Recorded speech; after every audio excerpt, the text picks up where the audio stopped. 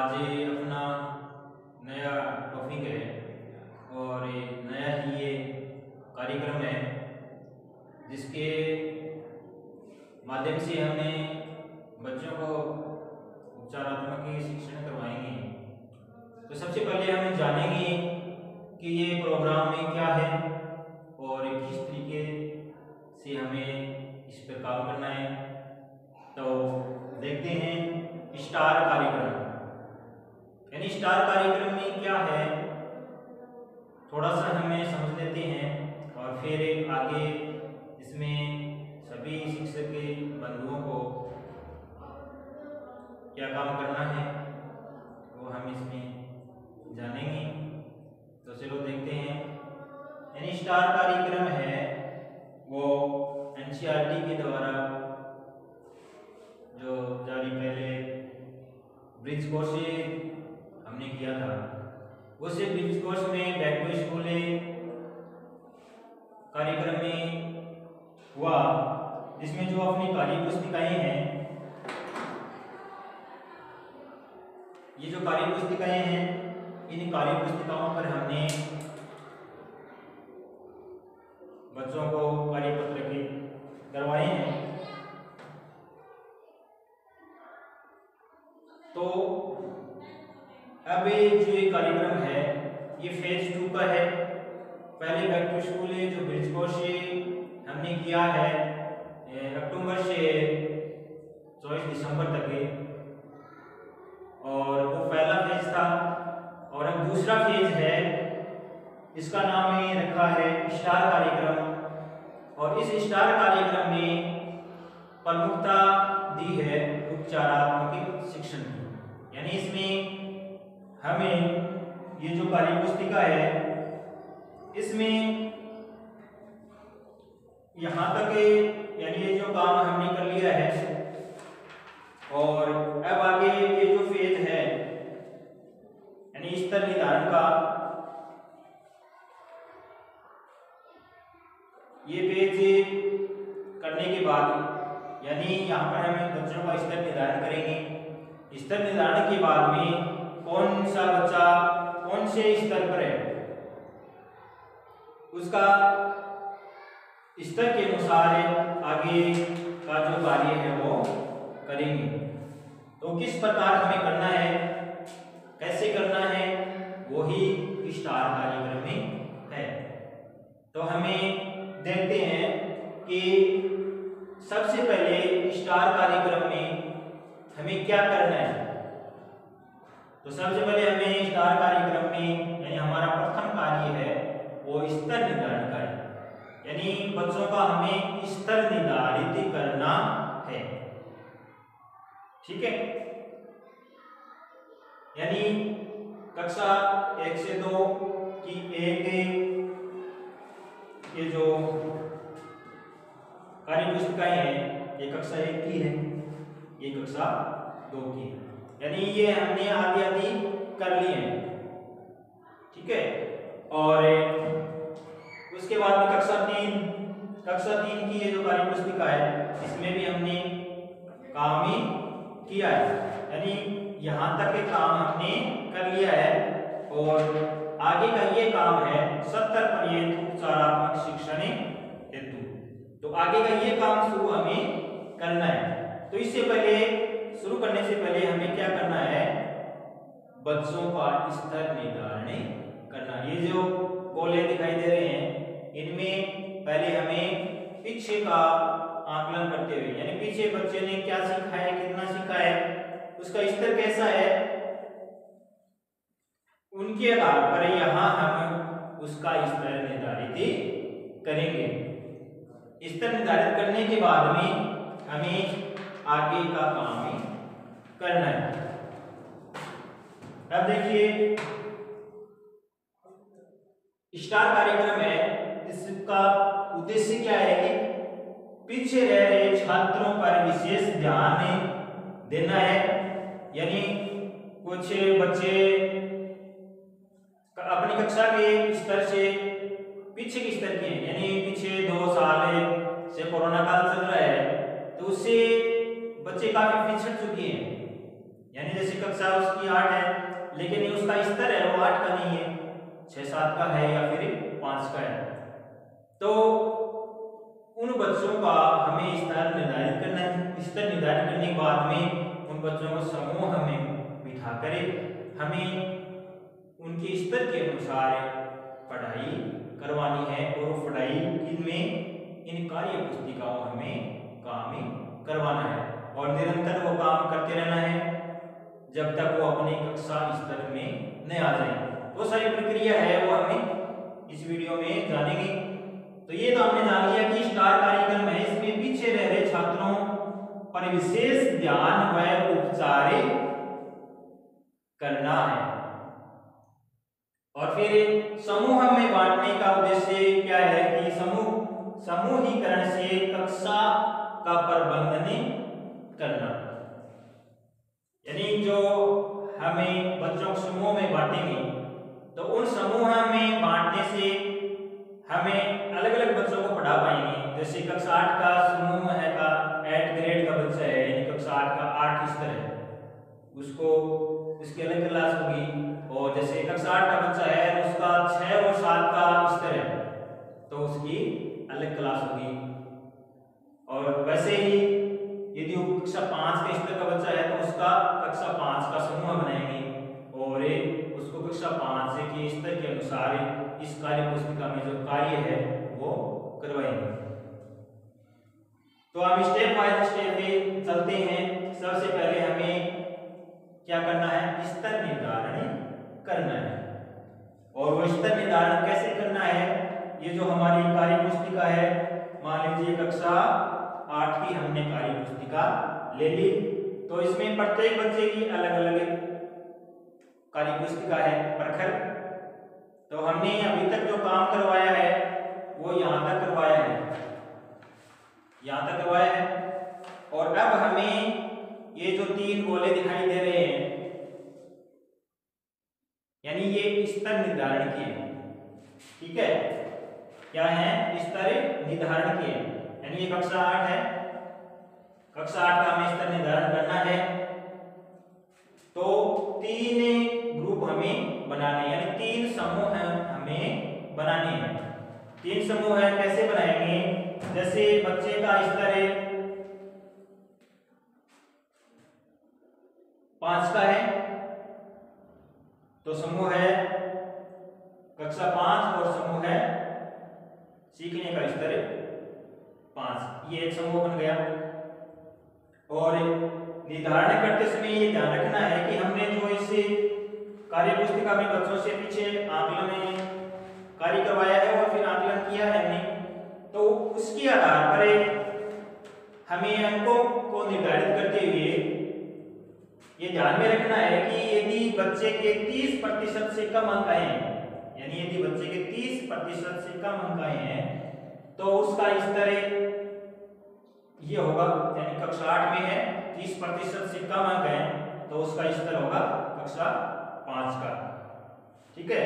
और यदि बच्चे के 30 से अधिक हैं और 60 से कम है, यानी 30% से अधिक है 60 से कम है तो उसका स्तर होगा 6 से 7, यानी कक्षा का स्तर उसका होगा 6-7। और यदि बच्चे के 60 या 60% से अधिक अंक है तो वो 8 ग्रेड भी होगा, यानी वो अपने समान कक्षा स्तर में है, यानी 8 का है तो फिर 8 ही उसकी कक्षा का स्तर ही होगा, ठीक है। उसी प्रकार कक्षा 6 और 7, यानी कक्षा 6 और 7 एक साथ क्यों लिखा है, क्योंकि ये जो प्रवाह है ये कक्षा 6 और 7 की एक ही है, यानी इन दोनों क्लास के बच्चों को एक ही मानना है और उनके अनुसार हमें काम ही करना है।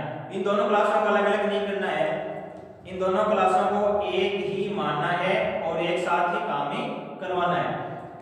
अब देखिए एक साथ काम ही कैसे करवाएंगे, यानी दोनों क्लासों को एक मान लेना है, फिर प्रत्येक बच्चे को अलग अलग ग्रुप में यानी समूह में विभाजित कर देंगे और फिर कक्षा 6 और 7 के 3 ग्रुप हमें बना लेंगे।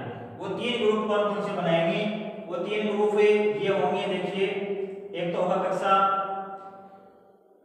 6-7 का बच्चा है और उसका सीखने का स्तर है कक्षा 4 का, तो उसका एक ग्रुप बन जाएगा, ठीक है।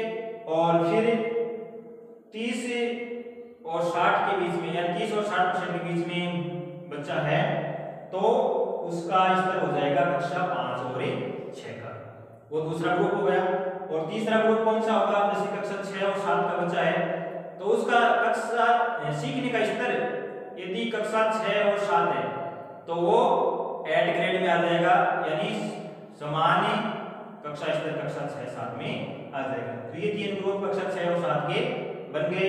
फिर है कक्षा 4 और 5, यानी कक्षा 4 और 5 की जो कार्य पुस्तिका है प्रयास ये दोनों की एक ही है, तो हमें इन दोनों क्लास को एक ही मानना है और दोनों कक्षाओं को एक मानते हुए इनके 3 ग्रुप हमें करेंगे। इन दोनों कक्षाओं के 3 ग्रुप करेंगे। वो 3 ग्रुप कैसे होंगे? ये देखिए वही प्रक्रिया है। 30% से यदि कम अंक हैं तो वो बच्चा कक्षा 2 उस बच्चे के सीखने का स्तर कक्षा 2 का होगा, यानी सीखने का स्तर 2 होगा। तो पहला ग्रुप ये हो गया।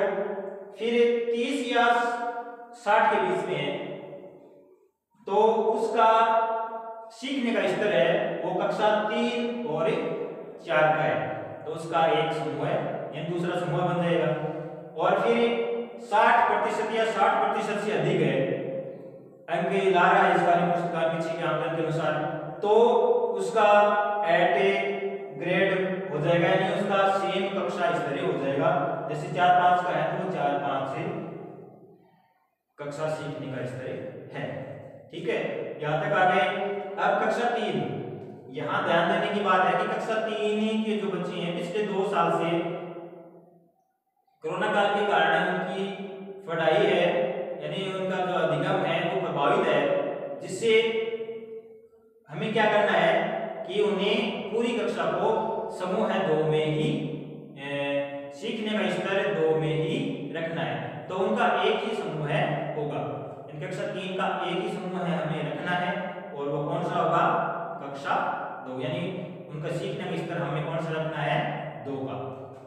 समझ में आ गया? फिर है कक्षा 1 और 2, यानी कक्षा 1 और 2 है उनका हमें क्या करना है? यानी उनका एक ही समूह रखना है। ठीक है, यानी कक्षा 1 और 2 का हमें एक ही समूह रखना है और उस एक ही समूह हमें काम में करना है।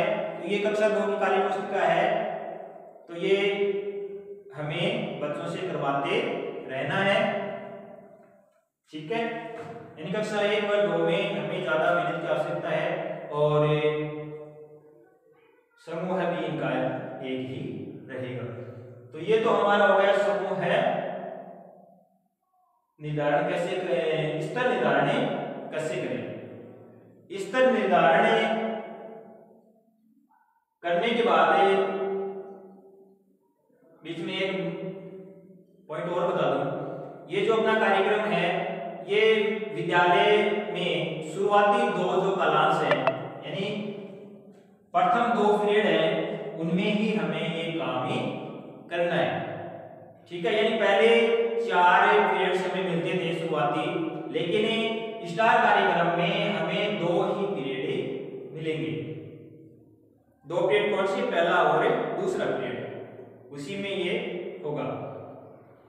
तो आगे बढ़ते हैं। स्तर निर्धारण हमने कर लिया, यानी कक्षा 1 और 2 एक है, कक्षा 3 एक है, फिर 4-5 एक है, 6-7 एक है और 8 एक है।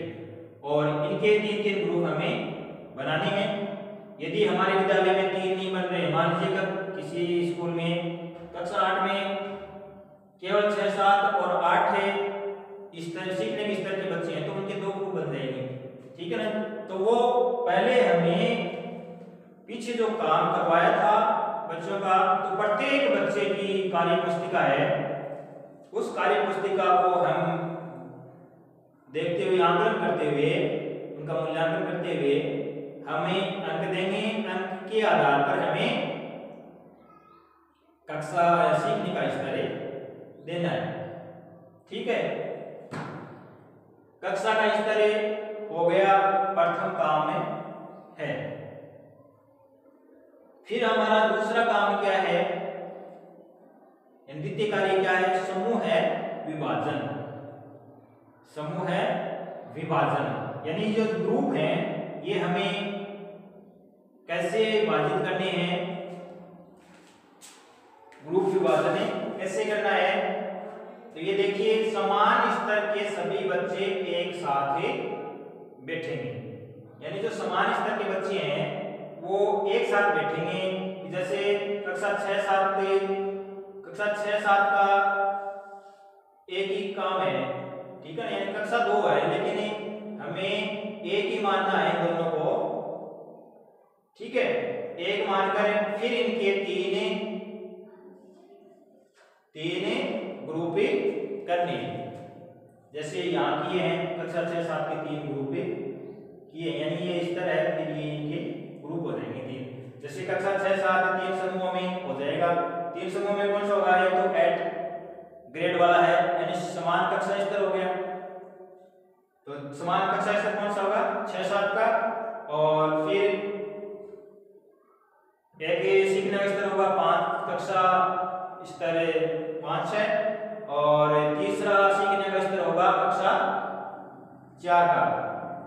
तो ये 3 इसमें ग्रुप बन जाएंगे, 3 समूह बन जाएंगे। और कक्षा 4-5 में देखें तो एक 8 ग्रेड का हो जाएगा, यानी समान है कक्षा का, जैसे 4-5 का, और फिर एक हो जाएगा 3-4 का, यानी सीखने का स्तर 3-4, और फिर एक हो जाएगा कक्षा 4-5 का हो जाएगा सीखने का स्तर 2। फिर कक्षा 1-2 में क्या होगा, समूह है 1, यानी कक्षा है, पहले बता चुके हैं कि कक्षा 1 और 2 में एक ही समूह रहेगा। और कक्षा 8 में 3 समूह होंगे। 3 समूह कौन से होंगे, यही 3 समूह हैं। एक होगा 8 ग्रेड, यानी समान कक्षा स्तर 8 का 8 में, और दूसरा है कक्षा 6 और 7 का, और तीसरा रहेगा कक्षा स्तर 5 का। और फिर है कक्षा 3। कक्षा 3 को हमें एक ही ग्रुप में रखना है, और वो एक ग्रुप कौन सा होगा, कक्षा स्तर 2। यानी कक्षा 3 में तो हो गए बच्चे, लेकिन पीछे महामारी के कारण वो विद्यालय में निरंतर नहीं आ पाए, जिससे उनका स्तर डावाडोल है। तो उन्हें हमें कक्षा 3 के बच्चों को सीखने के स्तर 2 में ही रखना है। तो ये हमारा हो गया द्वितीय कार्य समूह है विभाजन, यहाँ तक कोई दिक्कत नहीं है। उसके बाद में हमें विद्यालय में कक्षा में कैसे काम करना है, कैसे बांटना है संपूर्ण स्टाफ में, वो महत्वपूर्ण कार्य है। तो वो महत्वपूर्ण कार्य हम कैसे समझें, कैसे करें, तो ये देखिए अध्यापक यानी प्राथमिक विद्यालय है, और उसमें यदि 2 ही अध्यापक हैं, यानी प्राथमिक विद्यालय में 2 ही अध्यापक हैं, तो हमें कार्य विभाजन कैसे करना है। जैसे अध्यापक 1 अध्यापक 2, तो अध्यापक 1 को क्या करना है, कक्षा 3, 4, 5, यानी कक्षा 3, 4 और 5 सीखने के स्तर 2 पर, यानी जो पहला अध्यापक है वो एक समूह बनाएगा। उस समूह में कौन से बच्चे होंगे, कक्षा 3 के, 4 के, 5 के कौन से बच्चे होंगे, सीखने के स्तर 2 पर जो बच्चे हैं। एक ग्रुप ये हो गया। फिर दूसरे ग्रुप में प्रथम अध्यापक के पास रहेंगे कक्षा 3, 4, 5 के सीखने के स्तर 3, 4 पर हैं, यानी 2 ग्रुप हो गए ना। यानी 2 ग्रुप कौन से हुए, ये नीचे वाले 2 ग्रुप हैं, एक तो ये कक्षा का स्तर 2 वाले बच्चे, और सीखने के स्तर 2 वाले बच्चे, और सीखने के स्तर 3 व 4 वाले बच्चे प्रथम अध्यापक के पास रहेंगे। और अध्यापक इनको गहनता से, यानी अपनी समझ से, बच्चों की रुचि से इनके आने वाली समस्याओं पर काम करेंगे और इनका उपचारात्मक शिक्षण करवाएंगे। यानी ये जो बच्चे हैं को समूहों में बिठा कर इनका उपचारात्मक शिक्षण हमें करवाना है। तो प्रथम अध्यापक ये जो उपचारात्मक ये जो बच्चे हैं यानी इन पर विशेष ध्यान देने की जरूरत है। यानी ये कक्षा के सीखने स्तर से नीचे हैं यानी 3, 4 और 2 में, तो प्रथम अध्यापक इन पर विशेष ध्यान देंगे यानी इनके उपचार में विशेष ध्यान रखेंगे। और फिर अध्यापक 2 ये क्या करेंगे, कक्षा 1, 2 के छात्र सीखने के स्तर 1, 2 पर यानी कक्षा 1, 2 के जो समझ छात्र हैं उन्हें हमने सीखने के स्तर 1, 2 पर रखे हैं, तो वो सभी एक ग्रुप में हो जाएंगे। और दूसरा ग्रुप उनके पास होगा कक्षा 4 और 5 का। कौन सा ग्रुप होगा, जो हमने पीछे छोड़ दिया था, सीखने के स्तर 4, 5 पर हैं यानी जो 8 ग्रेड पर हैं यानी अपनी कक्षा के स्तर पर हैं, वो दूसरा ग्रुप इनके साथ होगा। तो इनमें क्या करना है कि ये जो 8 ग्रेड वाला ग्रुप है इनकी केवल मॉनिटरिंग करनी है, अध्यापक को स्वतंत्र छोड़ देना है बच्चों को ग्रुप में कि आप अपनी जो कार्य पुस्तिका है इसमें काम करो।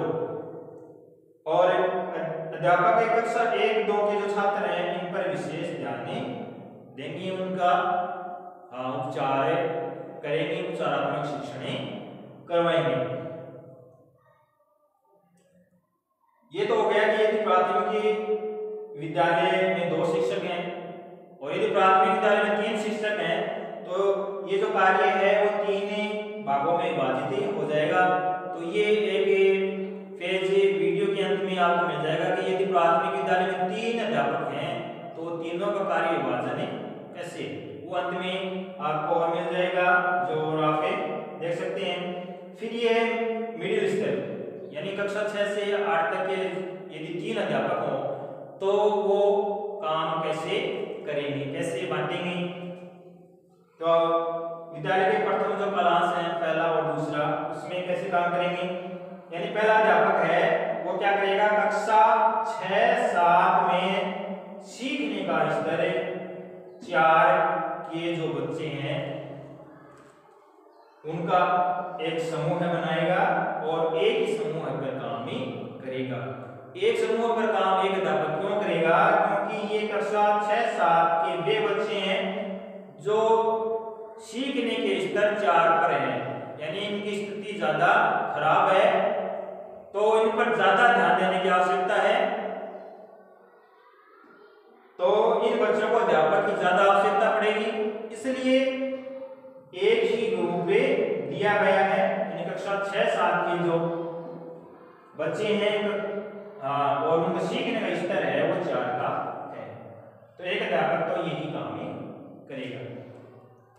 उसके बाद दूसरा अध्यापक है वो कक्षा 6, 7 के सीखने के स्तर 5, 6 पर उपचारात्मक कार्य करेगा यानी कक्षा 6, 7 है इनका ये ग्रुप है, स्तर है 5 और 6 का यानी सीखने स्तर 5 और 6 का है, तो इस ग्रुप पर काम ही करेगा। एक ग्रुप ये हो जाएगा और दूसरे अध्यापक के पास से दूसरा ग्रुप ये है, दूसरा समूह ये है कक्षा 6, 7 के सीखने के स्तर 8 ग्रेड यानी जो कक्षा 6, 7 के हैं, कौन सा ग्रुप हो गया, कक्षा 6, 7 के हैं और ये ग्रुप है यानी समान कक्षा स्तर है, तो ग्रुप दूसरे अध्यापक के पास 2 ग्रुप हो गए, 2 समूह हो गए, बच्चों के 2 समूह बनाएंगे। और ज्यादा ध्यान देने की आवश्यकता कौन सी पर है, उपचारात्मक शिक्षण इस पे है। कक्षा 6, 7 के वे बच्चे जो सीखने के स्तर 5, 6 पर हैं इन पर अध्यापक विशेष ध्यान देंगे, उनसे करवाएंगे कार्य। और इन बच्चों को यानी जो सामान्य कक्षा स्तर के बच्चे हैं इनको स्वतंत्र छोड़ना है, उनको कहना है कि आप ये काम कीजिए, ये कार्यपत्र कीजिए, आपकी जो समस्या आती है वो मुझे साझा करें, उसका निवारण होगा। और विशेष ध्यान इस ग्रुप पर रखना है यानी स्तर नीचे है उन पर। तीसरा जो अध्यापक है उनका काम होगा, पहला ग्रुप होगा 6-7 पर, यानी 6-7 के स्तर के बच्चे हैं जो कक्षा 8 में हैं, उनका एक ग्रुप बना लेंगे और दूसरा ग्रुप बनाएंगे कक्षा 8 के सीखने के स्तर एट ग्रेड, यानी दूसरा एक ग्रुप होगा जिसमें कक्षा 8 के बच्चे और सीखने का स्तर भी उनका 8 का है तो वो बच्चे होंगे, और एक बच गया वो कक्षा स्तर 5 का, तो वो बच्चे इस प्रथम ग्रुप में ही शामिल होंगे। यदि 3 से 4 अध्यापक हैं तो ये कार्य और बढ़ते जाएगा। तो वो कार्य हमें वीडियो के अंत में एक पेज के माध्यम से डालेंगे जिसमें आप आसानी से समझ सकते हैं। तो ये हमारा सीखने और सिखाने का कार्यक्रम, यानी इसमें स्टार कार्यक्रम में हमें उपचारात्मक शिक्षण करवाना है बच्चों का। और ये देखिए इनमें यही दे रखा है,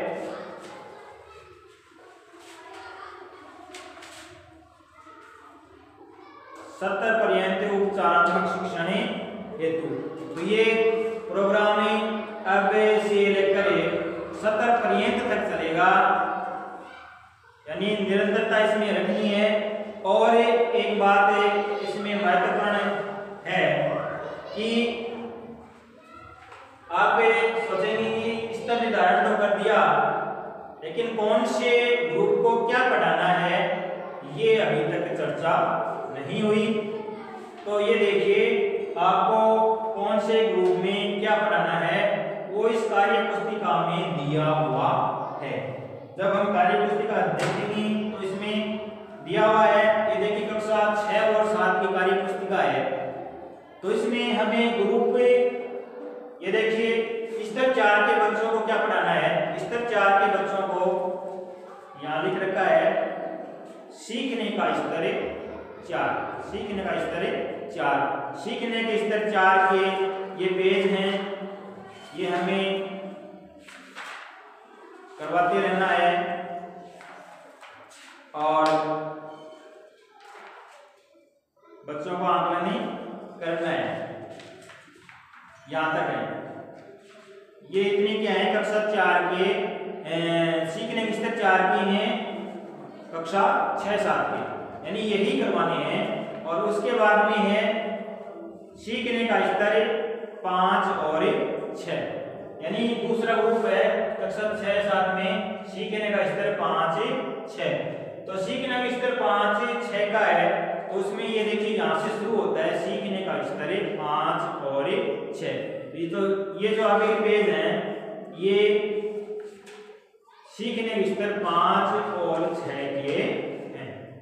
तो ये काम हमें करवाना है, यानी उपचारात्मक शिक्षण करवाना है, ठीक है। तो इसी प्रकार अन्य जो कार्य पुस्तिकाएं हैं, प्रयास है, इसमें भी कक्षा 4-5 के स्तर से नीचे है, यानी बिहाइंड है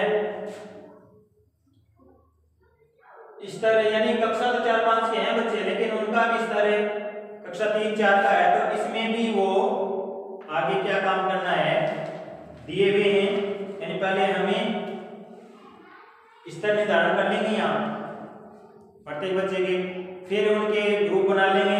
ग्रुप बनाने के बाद में प्रत्येक ग्रुप वाइज हमें सीखने का स्तर 2, यानी कक्षा 4-5 का बच्चा है और यदि उसका सीखने का स्तर 2 का है तो यहाँ से जो शुरू हो रहा है कार्य पत्र के, ये हमें उपचारात्मक शिक्षण में लेने हैं और यही काम इनसे करवाना है, ठीक है। और फिर दूसरा ग्रुप इसमें आता है कक्षा 4-5 में, स्तर है 3 और 4 का, तो वो इसमें आगे दिया हुआ है। तो उसके अनुसार हमें ये देखिए आगे यहाँ जो आगे पेज है ये कक्षा 3 और 4 सीखने के स्तर के हैं। तो इस तरीके से प्रत्येक जो कार्य पुस्तिका है उसमें कक्षा के स्तर के अनुसार पेज निर्धारित हैं। जब हमें कार्य पुस्तिका खोलेंगे तो उसमें जैसे अभी आपको दिखाया कक्षा स्तर इतने, फिर 10-15 कार्यपत्रक हैं, फिर उसके बाद में उससे आगे का जो स्तर है उसके हैं प्रत्येक में। तो हमें वही काम करवाएं प्रत्येक समूह से जो उसके स्तर का है, और इस तरीके से हमें इस तरह प्रकार करते रहेंगे। और अंत में जैसे 5वीं का बच्चा है और स्तर 2 का है, तो अंत में हमें कहां तक लाना है उस बच्चे को 8th ग्रेड में लाना है। यानी 5 का बच्चा है तो उसको 5 कक्षा के स्तर तक पहुंचा देना है। तो स्टार कार्यक्रम है, इसका प्रमुख उद्देश्य यही है कि जो पिछड़े हुए बच्चे हैं उनको समान कक्षा स्तर तक पहुंचाना है, यानी उनका उपचारात्मक शिक्षण करवा करे, उनके समान कक्षा स्तर तक पहुंचाया जाए। और समूह में बांटने का जो उद्देश्य है वो ये है कि यदि हमें एक फ्लेवर के एक बच्चे जैसे कक्षा 6-7 के बच्चे हैं, 6-7 के स्तर के हैं, उनको एक क्लास में बिठा लेंगे, एक समूह में बिठा लेंगे, और 5-6 के उनको एक समूह में पढ़ाएंगे, यानी उपचार करेंगे उनका। और फिर 4 वाले हैं उनको एक ग्रुप में रख के यदि हम पढ़ाएंगे तो ज़्यादा आसानी रहेगी और बच्चों को स्तर सुधारने में हमें ज़्यादा सुविधा रहेगी। और कार्य पुस्तिका उपचार के दौरान जब हम उपचारात्मक शिक्षण करवाते हैं तो हमें दक्षता पर ज्यादा ध्यान रखना है, यानी बच्चा उस टॉपिक में यानी जो हमें उसे सिखा रहे हैं उसमें उसे दक्षता प्रदान हो जाए। ठीक है, दक्षता पर हमें ज्यादा जोर देना है। और एक बात है, कार्य पुस्तिका है उससे बढ़ने पर हमें जोर नहीं देना। ऐसा नहीं कि कार्य पुस्तिका बढ़वाते जाएं बढ़वाने पर बल नहीं देना है, बच्चे के सीखने पर ध्यान रखना है। यानी हमें उसका अधिगम स्तर है वो उसके कक्षा तक पहुंचाना हमारा उद्देश्य होना चाहिए। यानी लर्निंग आउटकम्स है वो हमें अच्छे मिलने चाहिए, भले ही पेज कम भरे हुए हों। यानी जितना काम हम करें उतना वास्तव में बच्चे के अनुसार हो, यानी बच्चा उतना सीख जाए, तब हमें आगे बढ़ना है। यानी दोबारा उससे वही करवाते रहें, फिर आगे बढ़ें, फिर करवाएं, फिर आगे बढ़ें, फिर करवाएं। और अंत में हमें ये निरंतरता रखनी है कि बच्चे को काम दिया जाए, फिर उसका आकलन किया जाए, बच्चे को काम दिया जाए, गतिविधि करवाई जाए। ठीक है, फिर कार्य पुस्तिका में उसे काम करवाया जाए, फिर मूल्यांकन आकलन करना चाहिए। और आकलन करने के बाद में हमें देखना है कि उसका स्तर कहाँ तक पहुँच गए। फिर वापस यदि स्तर नीचा है फिर वही प्रक्रिया घूमती हुई वापस रिपीट होती रहेगी। तो धन्यवाद सभी शिक्षक बंधुओं का। और ये जो वीडियो मैंने बनाया है तो सभी शिक्षक साथियों और मेरे अपने विद्यालय के लिए, तो ये वीडियो मैंने बीसी को देखकर बनाया है। फिर भी आपको एनसीईआरटी के द्वारा जो मार्गदर्शन मिले और अपने उच्च अधिकारियों का जो मार्गदर्शन हमें मिले उनके अनुसार ही काम करना है। धन्यवाद।